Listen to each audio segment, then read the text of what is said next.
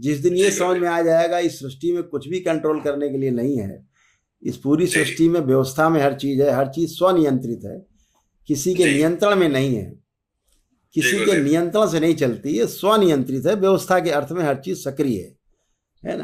अगर कोई चीज निष्क्रिय है तो व्यवस्था के अर्थ में है जी। समझ रहे? तो जिस दिन ये बात धीरे धीरे समझ में आएगी, लेकिन एक दिन में बात ये समझ में नहीं आती, जी करके ही समझता है आदमी, धीरे धीरे धीरे धीरे। तो हम उस बात से संतुष्ट हैं कि नेपाल राष्ट्र के तमाम नागरिक दरबार से जुड़े और चीज़ों को धीरे धीरे धीरे धीरे समझ पा रहे हैं।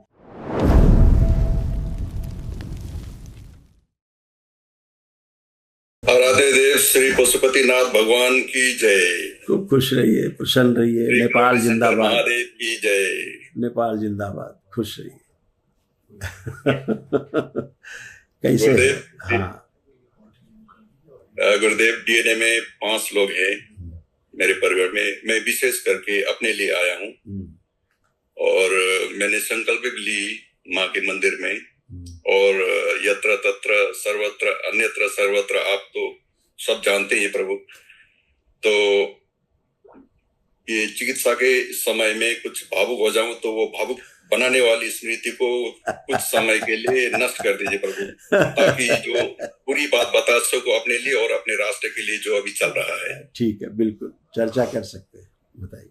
जी गुरुदेव, अभी कुछ बाकी नहीं है मेरे शरीर में, लेकिन अभी भी जो ये पीछे की जो मतलब यहाँ पर है, बहुत अकड़न जकड़न बना रहता है।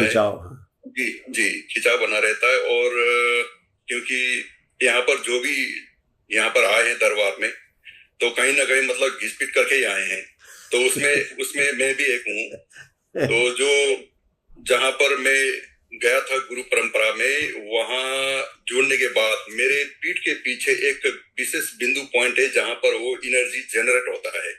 और बार बार मैं माँ बाबा को, गुरुदेव को संकल्प करता हूँ, कुछ समय के लिए ठीक हो जाता है, लेकिन हरिहर गुरुदेव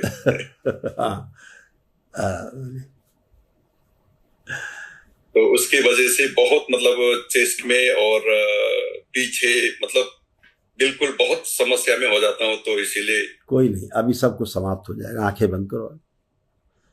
ओम प्रहार, पुनः प्रहार। माता को ध्यान करो, माता महाकाली को, जहां आप संकल्प करके आए थे। ओम कुंडलिनी जो उल्टी सीधी कर दी जाए, शुद्ध और पवित्र कर दी जाए, और अधोगामी से ऊर्ध्वगामी कर दी जाए। विशुद्ध चक्र खोल दिए गए। 3 बार बोलिए ओम नमः शिवाय, ओम नमः शिवाय, ओम नमः शिवाय, ओम नमः शिवाय। दोनों हथेलियां रगड़ के नेत्रों पे रखिए, 3 बार करके आंख खोल दीजिए।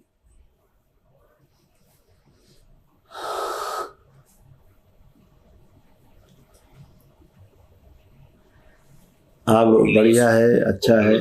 आप बैठिए, उठिए, आगे झुक के जमीन छुइए, चलिए फिरिए, सब कुछ फ्री हो गया, एकदम फ्री, एकदम बच्चों जैसे बन गए 5 साल के। न अकड़न, न जकड़न, न खिंचाव, न भारीपन, न टूटन, न फटन, न जलन। गुरुदेव, एक और बात है, जब भी मैं हमेशा मतलब सुबह उठता हूँ या मतलब किसी भी समय में, जब पानी का जब मतलब ये पानी पीता हूँ, पीने के समय में ना, वो जो पुराना जो गुरु परंपरा से जुड़ा हुआ था, उसका नाम था कि अदृश्य कृष्ण बोल के, ये नाम बार बार आता रहता है। फिर वो दिमाग में मतलब बहुत डिस्टर्ब करता है। इसकी स्मृति को ना सदा सदा के लिए, इसकी शकल की और इसकी जो नाम की स्मृति को सदा सदा के नष्ट कर दीजिए कृपा करके। ओम ध्यान करिए। प्रहार, विश्वर, उच्चाटन हटा दिया जाए पूरी तरह, विश्व काट दिया जाए कालखंड, जिस समय में वहां से जुड़े। प्रहार,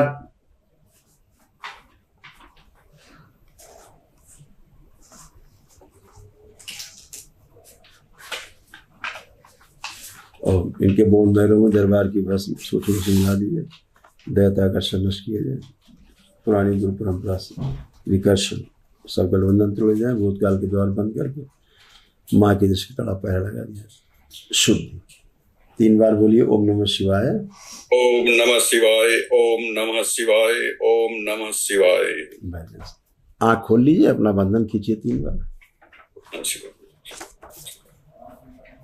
गुरुदेव, मैं अभी T1 में हूँ, लेकिन मंत्र जाप में न करते करते 434 माला की और उनके 10 उसके बाद बस बिल्कुल उचाट हो गया हूँ। हाँ, आगे नहीं, आप करिए, आप कर पाएंगे।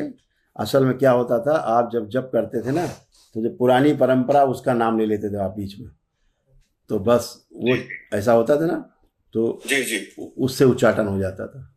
अभी आपको, अब उसको देखिए, आपको कुछ नहीं दिखेगा।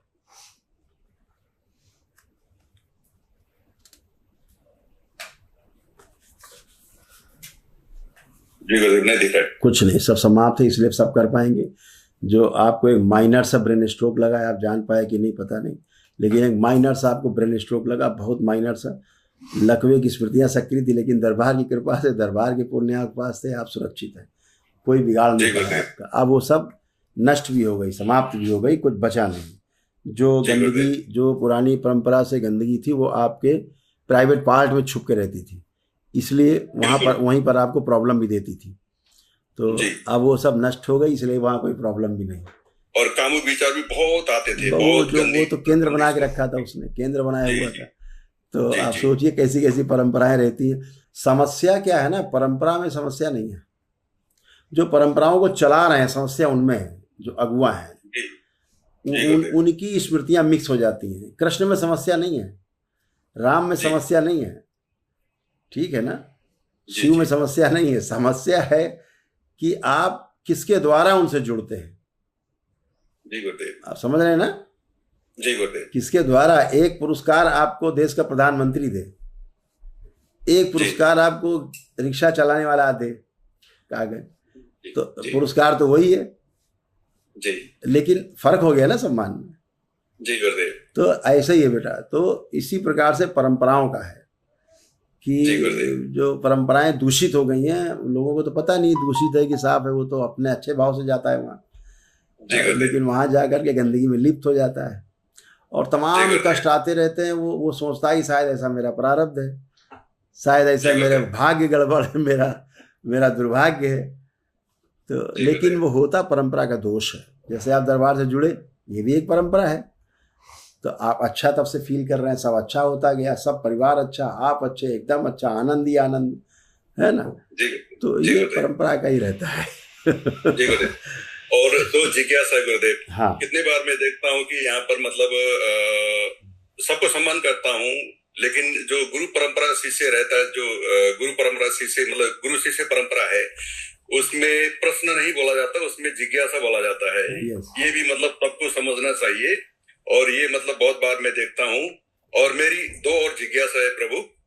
मैं अभी 10 महाविद्या में अभी सेकेंड ईयर चल रहा है, और माँ की कृपा, बाबा की कृपा और आपकी कृपा, आप तो मेरे पिताजी हैं और आपको मालूम है सब कुछ मेरे जीवन में क्या है, कैसे चला है और कैसे आया हूँ।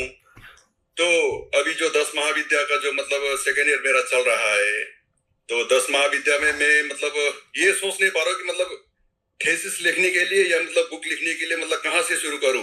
तो इसके लिए आपकी मार्गदर्शन चाहिए, और इसी में मेरे को पीएचडी करना है गुरुदेव, और कुछ कर गुजरना है। क्योंकि मैं जब नहीं था तब भी आप थे, माँ बाबा थे, मैं अभी हूँ, अब फिर भी आप हैं, लेकिन मैं चले जाऊंगा फिर भी आप रहेंगे और माँ बाबा रहेंगे। लेकिन जब तक मेरा दिल मतलब ये जीवन है, तब तक मैं कुछ कर गुजरूं। ये मतलब बहुत मतलब गहरी संकल्प और बहुत गहरी जिज्ञासा, आपको तो मालूम है प्रभु। बिल्कुल, सब अच्छा होगा जब ऐसा आप सोच पाते हैं, दरबार से जुड़े हैं, तो आपका ये संकल्प है जरूर पूरा होगा, अवश्य पूरा होगा। ठीक है जी गुरुदेव। खूब खुश रहिए, प्रसन्न रहिए। ऐसा अब आपका ऐसा सुंदर ऊर्जा पथ है, इतना सुंदर ऊर्जा पथ है आपका, देखिए। जय प्रभु। इतना सुंदर ऊर्जा पथ है। हर हर महादेव। सब अच्छा अच्छा है और अच्छा ही है। जिज्ञासा है। हाँ बोलिए। अब राष्ट्र के विषय में बात करते हैं। अभी नेपाल में बहुत सारी दैत्य स्मृतियां एक्टिव है गुरुदेव। क्योंकि मैं रहता हूँ कतार में, और कतार से मतलब जब आपका आगमन होना था नेपाल में, तो मैं वहाँ ध्रुव लुइटेल, जो ध्रुवराज लुइटेल है, वो मेरा अच्छा मित्र है, वो मेरे को अच्छी तरह जानते हैं और मैं उनको अच्छी तरह जानता हूँ। दुर्गा थापा कौन है उनको अच्छी तरह मालूम है। और किसी संस्थान में हम कार्य करते, वो नेशनल लेवल में काम करते, तो मैं इंटरनेशनल लेवल में काम करता हूँ, जो मैं यहाँ मतलब ओपन मंच पे नहीं बता सकता। तो मैं थोड़ा आपको मतलब ये मन में बता देता हूँ।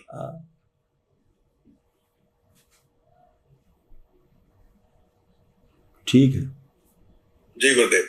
तो वो नेशनल लेवल में काम करते हैं, हम विदेशी लेवल में काम करते हैं। और हमारा जब विदेश से जब हमारा भारत में कुछ कार्यक्रम था, तो वहां पर हम आए थे, तो वहां उन्हें मिलना हुआ था, और वो अच्छी तरह जानते हैं। और अभी जो मतलब कोशिशें कर रहे हैं, और मैं ये चाहता हूँ गुरुदेव कि ये जो जीवन है ना, जो शेष जीवन है, दरबार के लिए कुछ काम आ सकूं।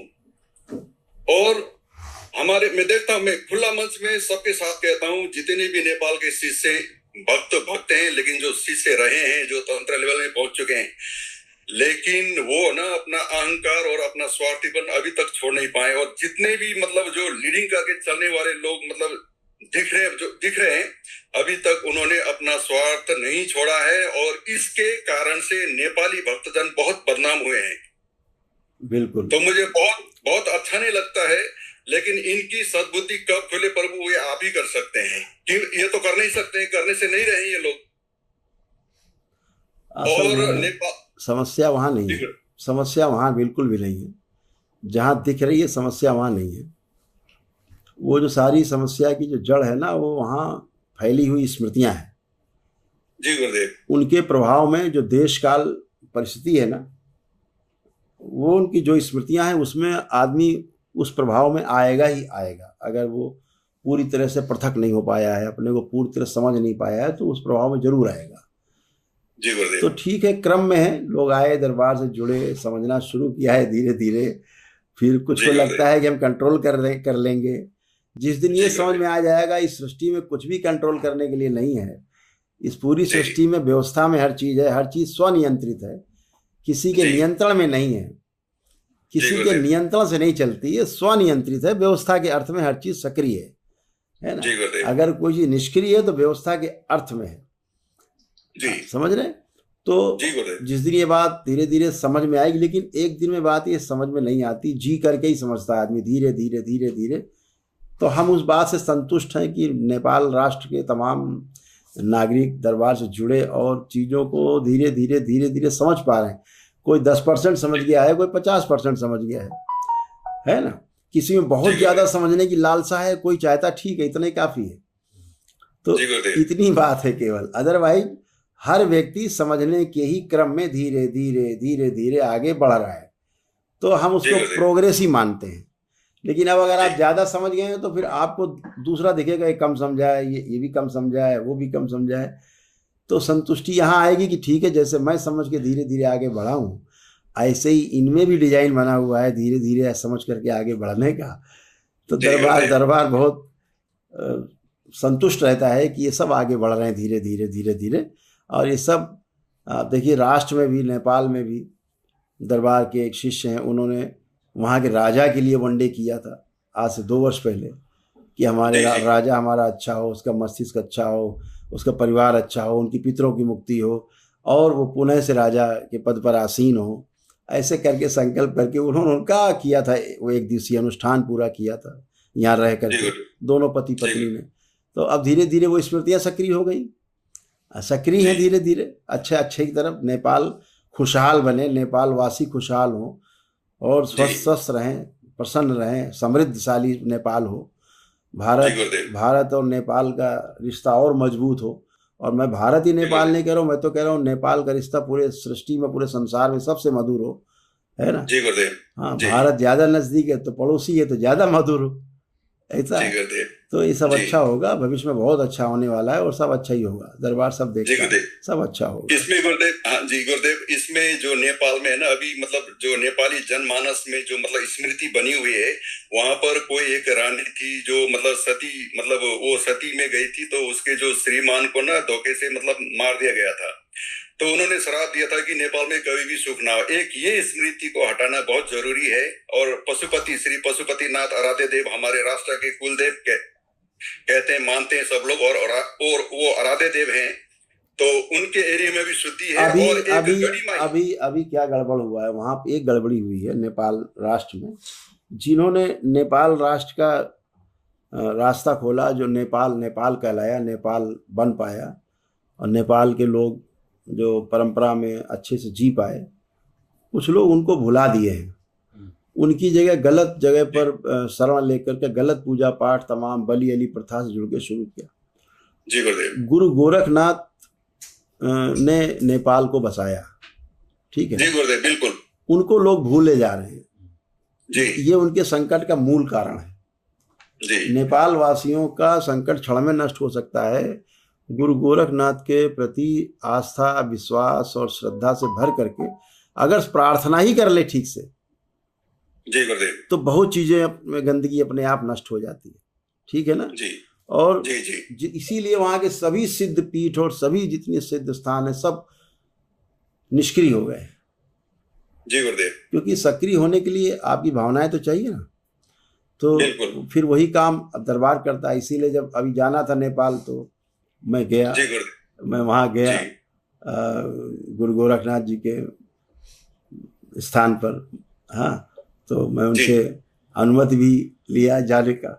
जी गुरुदेव। ठीक है, उनका भी ऐसा स्मृति था कि ठीक है, बिल्कुल, चाहे जब जाए वहाँ जाने में क्या आपत्ति है, जाने आने में कोई आपत्ति नहीं, लेकिन जो कोई कार्यक्रम बृहद करना है तो हम चाहते हैं नेपाल में शांति जिस समय बहाल हो जाए तो दरबार का वहाँ बृहद कार्यक्रम हो और वहाँ पर नेपाल वासी जुटे और नेपाल के लोगों को सुख शांति मिले और वहाँ के सभी लोगों को, चाहे पक्ष में हो चाहे विपक्ष में हो। दरबार किसी के पक्ष या विपक्ष में नहीं है, दरबार तो केवल नेपाल वासियों के पक्ष में है। वो वहाँ कौन सरकार है कौन नहीं है इससे अपना कोई लेना देना नहीं। दरबार में जो वहाँ के लोग नेपाल वासी हैं उनके जीवन में कैसे समृद्धि आए, सुख आए, उनको कैसे सम्मान मिले पूरे राष्ट्र में, राष्ट्र के बाहर भी, दरबार इसके लिए इस पक्ष में है।